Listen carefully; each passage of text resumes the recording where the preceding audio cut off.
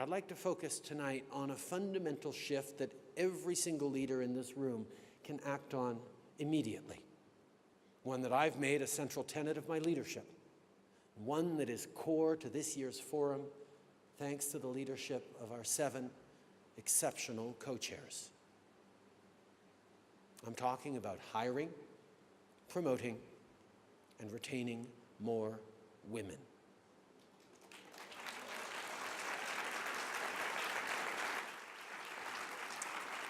And not just because it's the right thing to do or the nice thing to do, but because it's the smart thing to do. In Canada, like all over the world, much of the economic and labor force growth we've experienced over the last many decades is because of women entering into and changing the workforce. But there is still so much room for improvement and such enormous benefit still to be had. McKinsey estimates that narrowing the gender gap in Canada could add $150 billion to our economy by 2026.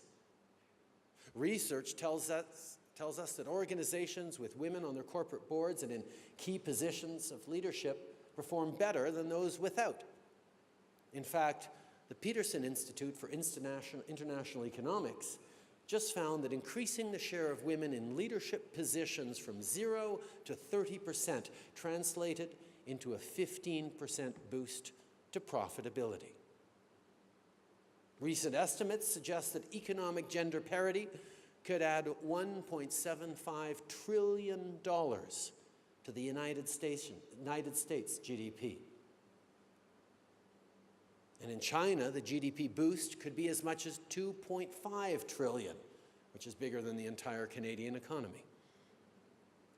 Mesdames et messieurs, embaucher, promouvoir et retenir plus de femmes se traduit non seulement par une augmentation de vos profits, mais aussi par une plus grande diversité d'idées. En effet, l'inclusion des femmes a le pouvoir d'amener l'innovation à un autre niveau et de faciliter la résolution de conflits. Encourager la participation des femmes et vos entreprises, tout comme vos communautés, seront plus fortes. Now, when we talk about getting more women into the workforce, the issue of pay equity comes up, and it should. It's vitally important. In Canada, we'll be moving forward this year with legislation to ensure equal pay for work of equal value at the federal level.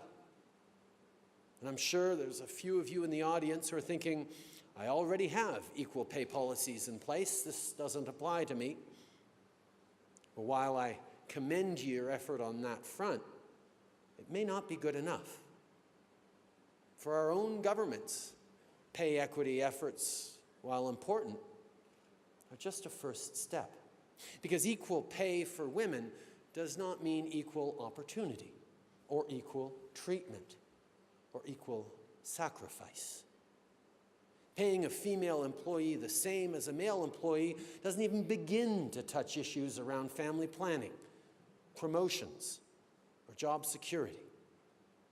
Women do more part-time work and more unpaid work than men. So how do we address that?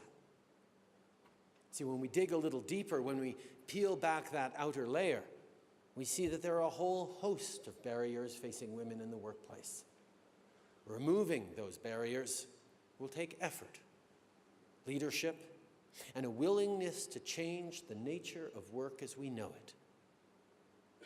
Qu'est-ce que ça veut dire? Que pouvons-nous faire? Comment accroître la représentation des femmes au sein des entreprises et surtout comment faire pour les maintenir en poste? Eh bien, nous devons fondamentalement changer la culture d'entreprise de façon à ce que les femmes se sentent accueillies, soutenues et valorisées. So here's where we need to start. It's time to take a serious look at parental leave and childcare policies. We should be encouraging women and men to make the best decision for their family situation. In Canada, we've given parents more options for parental leave and invested billions in affordable, high-quality childcare. but there's more to do. We've also introduced a really successful child benefit program that gives middle and low-income parents more money every month, tax-free, to help with the costs of raising kids.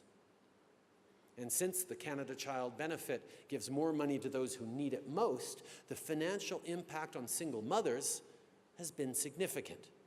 Last year, nearly 90% of single moms receiving the Canada Child Benefit earned less than $60,000 a year and received about $9,000 in total benefits, tax-free. And let's be clear, helping those families has been a key driver of Canada's recent stellar economic growth. Companies should have a formal policy on gender diversity and make the recruitment of women candidates a priority. You may remember that we introduced our country's first gender-balanced cabinet in 2015. The usual suspects complained, but guess what? 2 years later, Chrystia Freeland and Miriam Monsef, who are here this week, along with their many female colleagues in cabinet, are serving the country with great distinction and have elevated the level of decision-making and debate for everyone in cabinet and in government. As corporate leaders, consider a gender-balanced board or gender-balanced project teams. Anytime we're looking for a new hire, we should be identifying women candidates at a rate equal to men. In Canada, when we look to fill appointments, we work to recruit people who reflect the true diversity of our country. Et nous devons rendre les comptes sur les efforts que nous déployons de façon ouverte et transparente. En fait, nous sommes sur le point d'adopter une loi qui obligerait les entreprises constituées en vertu d'une loi fédérale à divulguer de l'information au sujet de leur politique en matière de diversité. Par exemple, cela inclurait la proportion hommes-femmes de leur conseil d'administration et de leur haute direction. Quelques autres points à améliorer? Nous devons comprendre que la responsabilité de prendre soin des aînés ou des proches malades revient souvent aux femmes. Alors la création d'un programme pour les aidants naturels qui contribuerait à réduire les difficultés financières engendrées par une absence au travail est une option qu'on doit envisager. And we have to recognize that aspects of intersectionality are always at play and require special and explicit attention. Here's an example. In 2016, among women who were newly appointed to the boards of Fortune 500 companies, 77% were white. Race, religion, sexuality, socioeconomic status, those are just a few of the ways that women are even further discriminated against. And finally,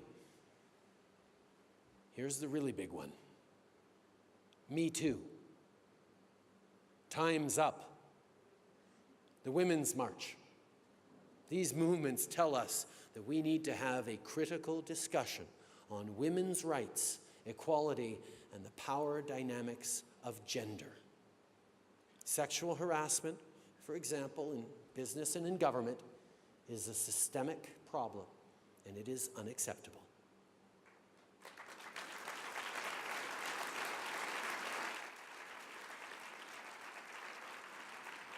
As leaders, we need to recognize and to act to show that truly time is up.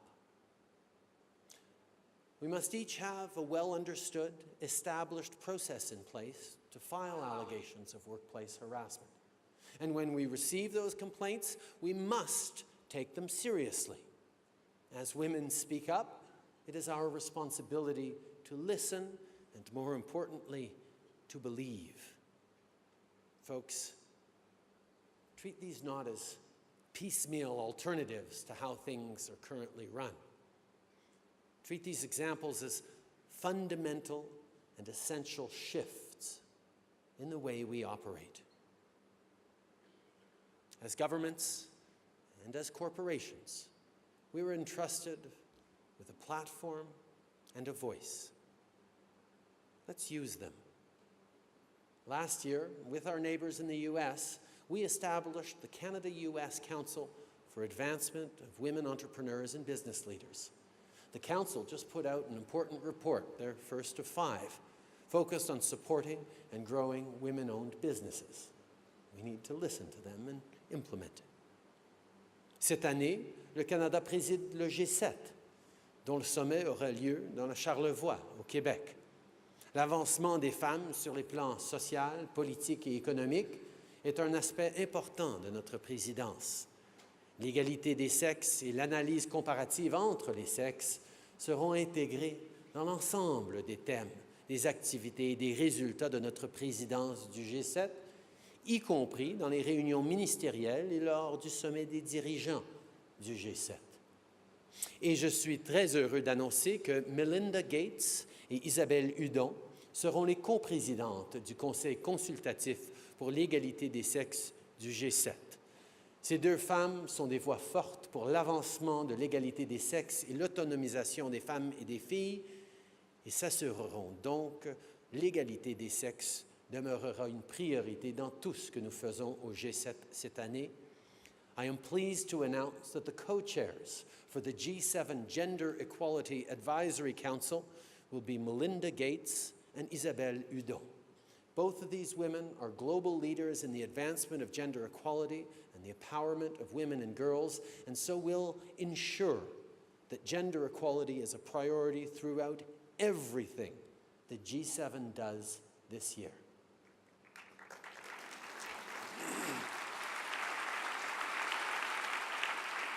Canada will also 2018 will also see Canada hosting Fortune's Most Powerful Women International Summit, and 2019 will bring the Women Deliver Conference to Vancouver, the world's largest gathering on health, rights, and well-being of women and girls. So those are just a few examples of what we're doing to draw regular and frequent attention to the untapped potential of women and girls around the world. It's not a one-time thing. It's an ongoing effort to convene, to challenge, and to push boundaries. But that's not to say we've got it all figured out. In Canada, we need more women in politics, more women on corporate boards, and more women in STEM. And that's, of course, just the tip of the iceberg. So, in reflecting on this, let me ask you, what are your challenges? And more importantly, what are you doing to address them? Ladies and gentlemen, the hiring, promotion, and retention of women is something we can make happen today, right now. More women in leadership positions won't just grow our economy, create jobs, and strengthen our communities. It'll also lead to innovation and change in the workplace.